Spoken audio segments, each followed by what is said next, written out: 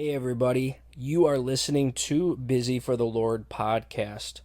Today, I want to cover bad news versus good news. There is no shortage of bad news. In fact, I spend most of my time covering bad news.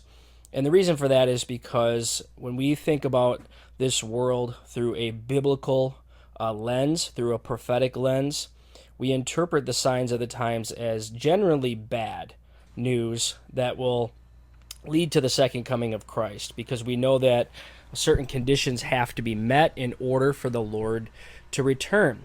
So I spend a lot of my time talking about bad news. But after a while, people get sick of listening to bad news. Every time you turn on the radio or the TV, there's always some tragic event happening, some form of violence or lawlessness or some financial ruin. There just is no end to the bad news. So today what I want to do is I want to bring you some good news, because there's just a shortage of good news, it seems, these days. But in the scriptures, when we take a look at the scriptures, there is no shortage of good news. So what I want to do today is read some scriptures and provide some commentary, and to hopefully uplift your spirit and give you some good news in the midst of all the bad news. In Luke 2, verse 10, it says, "But the angel said to them, 'Do not be afraid. I bring you good news that will cause great joy for all people.'" Now, what exactly was that good news referring to in Luke chapter 2, verse 10? Well, that was the coming of the Messiah, Jesus Christ being born into the world. And why is that supposed to cause great joy for all people?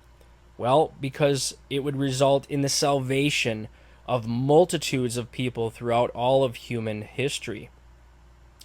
In the book of Isaiah, chapter 52, verse 7, it says, "How beautiful on the mountains are the feet of those who bring good news, who proclaim peace, who bring good tidings, who proclaim salvation, who say to Zion, 'Your God reigns.'" Now, to many people, the good news that we're bringing doesn't seem to be good news at first.